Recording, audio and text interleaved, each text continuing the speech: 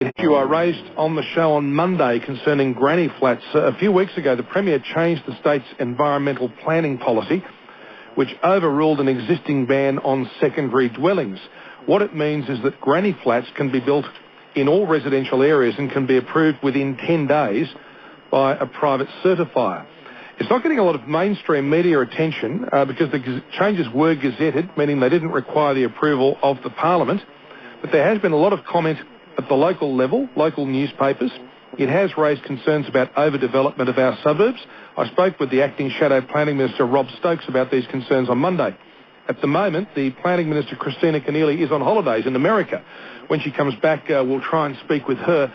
And I do make the point that I've had a lot of correspondence and emails confirming my view that many people who hear this are going to be saying, whoopee, it's a chance to put up a granny flat because it's a chance to put up something for the kids who, instead of perhaps moving out to get their independence, might be able to live in a granny flat. And then the obvious one, of course, for the in-laws or people who are literally grandmothers and grandfathers who live in these granny flats.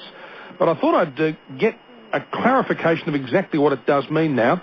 Mark Skelsey's Communications Manager with the Department of Planning. He joins me on the line now. Good afternoon to you. Oh, hi, John. How are you going? Now, what can people do now that they couldn't do before? Well, it's not entirely true that there was a ban on granny flats previously. There were a number of councils out there that actually encouraged granny flats. This is the case in Pittwater, in Cogra, and a number of other councils.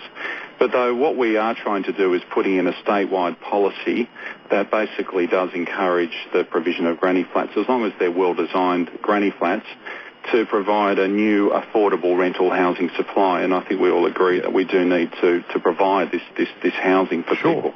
So the starting point is, as I understand it, the land has got to be 450 square metres or above. Is that right? Well, that's not entirely true. There's a range of granny flats, and there's a range of ways you can do it under the state policy. For instance, there's been some research done which has shown that there's probably around 26,000 homes in Sydney where there's unused bedrooms or large portions of the house that are not being used. Now, under our policy, potentially, as long as you are not doing a lot of new external works, you may be able to actually convert an existing home on any block of land into a granny flat, as long as it's no bigger than 60 square metres, using that 10-day approval provision.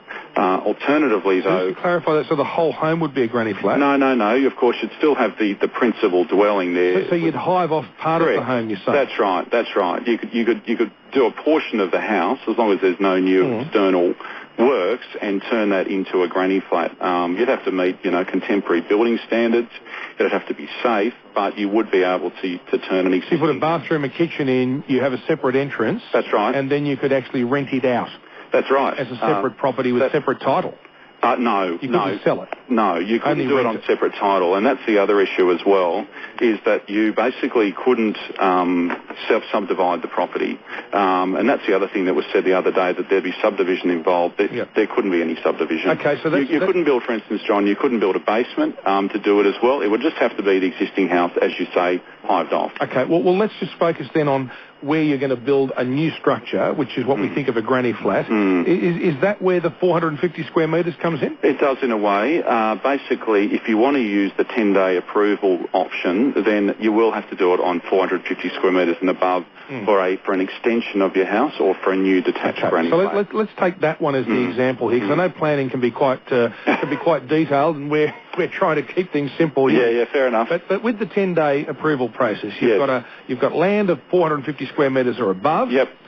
You can get someone in to design you a granny flat, or you can get something that's a prefab granny flat, I presume. Is that right? Oh, I don't know about a prefab granny flat. I think generally you would have to get some form designer to draw up plans and a builder. I don't think that'd be group prefab. And so your land is 450 square metres.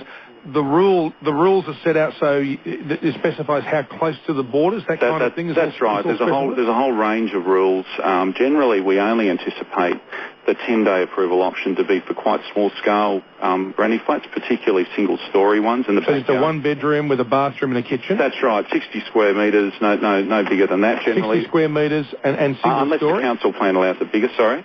A single story generally, yes. I mean, we think it's unlikely that people will get the double story ones for a new detached granny flat under the 10-day ability. So there are a whole range of detailed design considerations, rear and side setbacks, there's privacy measures. You can't overcover too much of the block, so I think there's about a 50% side coverage rule, earthworks and drainage, and actual floor size as well. So there's a series of detailed provisions that we've put into place. And they're all on the Planning Department's website, are they? Well, yes, you can access them through the Planning Department's website. So you go to that website, you can design it, and then you can get a private certifier to come along? Yeah, either an accredited certifier, which I guess some people do call a private certifier, or in fact the councils often have their own certification arms, and you could use them as well. So they can come along and they give you within 10 days the tick of approval. Yes. And then you then have to inform your neighbours? Correct. But you don't have to ask their permission. They can't object. Correct. Yeah. And that's the idea. The idea is that if there are good design guidelines in place and it's a conservative outcome and that it's ensured that it's in keeping with the neighbourhood, then why not a 10-day approval? We do need to get this form of housing moving, and that's the rationale behind doing a 10-day approval. So do you anticipate that there'll be a lot of these now being approved? Well, look, we have had pretty good interest. I think it's fair to say, as you say, John, that there hasn't been a lot about it as yet. That we did try to interest the media in it. There has been a little bit of media, but not a great amount. We can look at doing further promotion. It's hard to say. It's only early days as to how many people will use it. I mean, the other thing to mention is that if people are unable to meet the design guidelines, this policy also allows people to lodge a development application with the local council, and it does enable granny flats to be proposed in all residential areas. But in the past, in most areas, the procedure was you lodge a DA with your council. The council then has to put it out for discussion. It then has to get approval, and that can take a long time. Yes. Under this plan, if you've got the 450 square metres, it fits the guidelines you've outlined. Yes. You can have it designed. Yes. You can have it ticked off within 10 days. Yes. I think you've then got to give your neighbours 2 days' notice, and you can start building. Is that right? That's right. Yes. Okay. All right. There hasn't been. Do you think there's been widespread knowledge of this? Well, no, as I'm saying, there hasn't been a lot of media about it, but I think we need to work to promote it, and obviously we're keen that it's used. There's obviously a major need for this form of housing amongst the community. Some of the figures I've seen is that there's been studies that show that there's about 61,000 privately renting single-parent couples without children and lone person households in housing stress who could benefit from the access to this form of accommodation. And a lot of people listen to us right now because there are two sides to this. There are those who mightn't like the idea of this, but there are, I think, significantly larger numbers who might be thinking, well, I could get this done within a couple of months and I could be renting to a couple because I live near a railway station or near a transport link. Yeah. I could be renting to a couple the granny flat that may down the track be the flat for my children or for my in-laws. Yeah, absolutely. Let's not forget Generation Y. We always hear that the children aren't leaving home. Don't want to move out. That's right. So what move better, them out to the back. Yeah, exactly. What better option but to put them out the back? You're right. Yeah.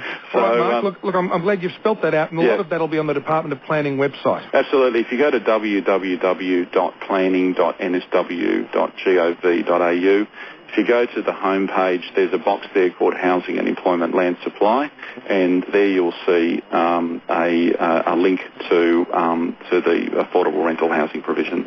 Mark, nice to talk to you. Thank you. Same with you. See you. Mark Skelsey there from the Department of Planning, the Communications Manager. You may have some thoughts on that. 13 13 32 is the number now, 18 past.